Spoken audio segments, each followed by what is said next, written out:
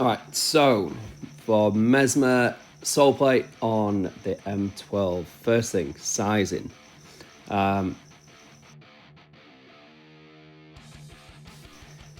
4142 sole plate fits on a 4142 M12.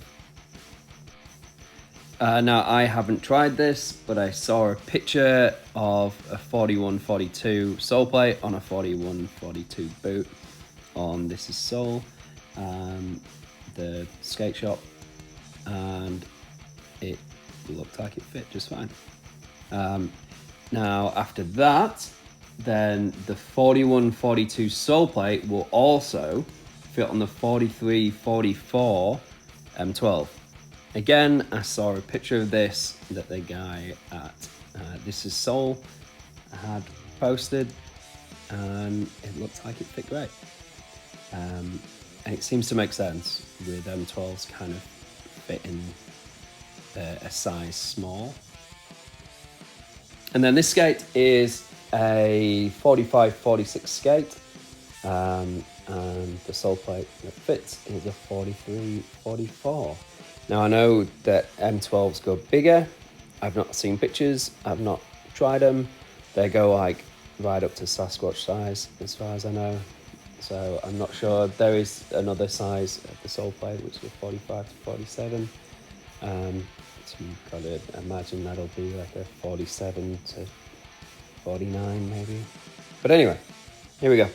This is how I fit them.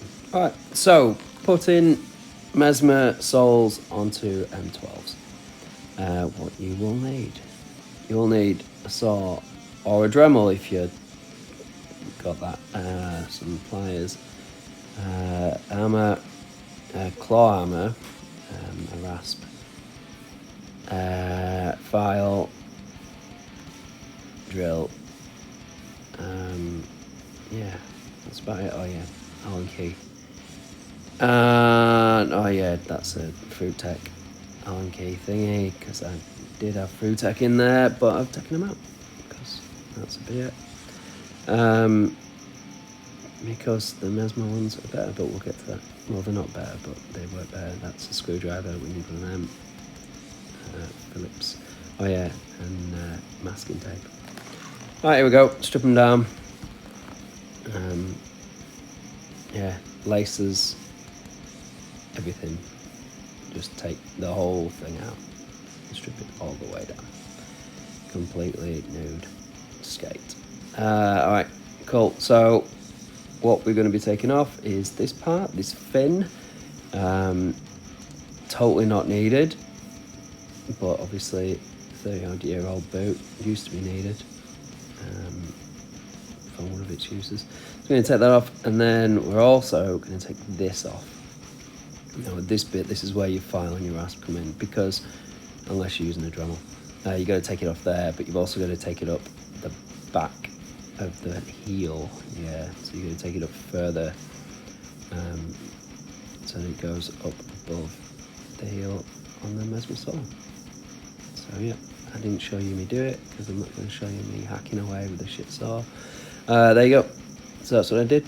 People are going to get butthurt, I'm sure, about, oh, you shouldn't do that to your skates. And there's already people saying, you shouldn't do that with Atkinsons. They're rare. They're rare because people have smacked them into curbs and ruined them already. So whatever.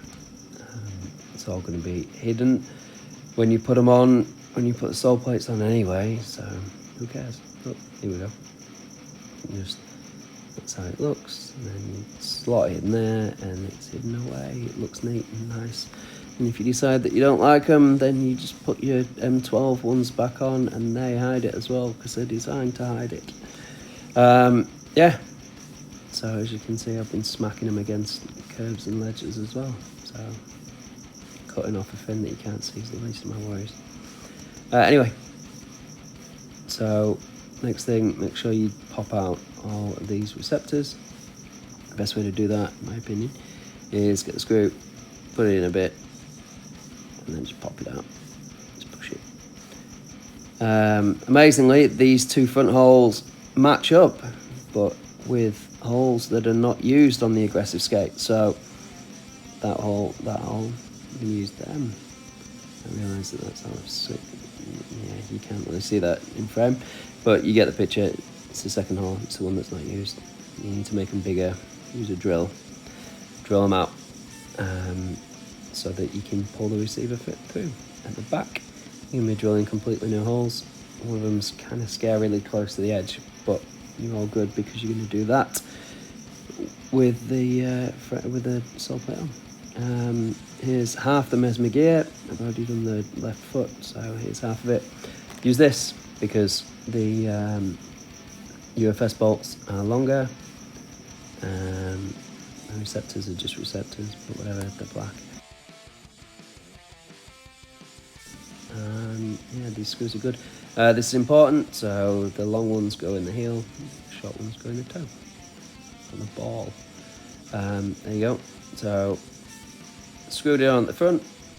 So this is where I use the claw hammer. So I put the screws into the receptors through the boot, and then I used the claw hammer just to prise it through those holes and just kept the holes nice and tight. So yeah. And then, while it's screwed on, I'm going to just drill holes through the existing holes and then pop the receptors in from the inside, and then put the screws in.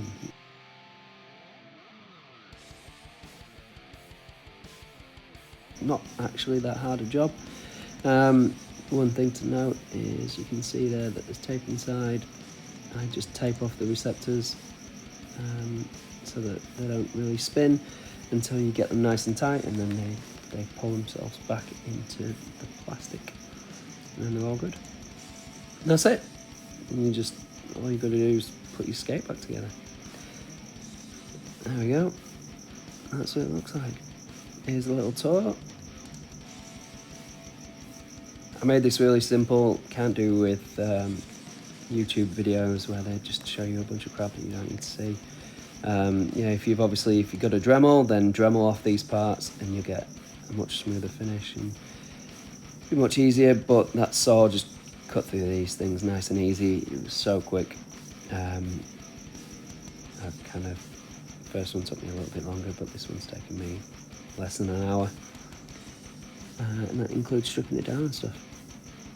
So yeah. The gaps are minimal. Way less than you'll see on carbon or carbon free or one of the reimaginings of those skates. There you go.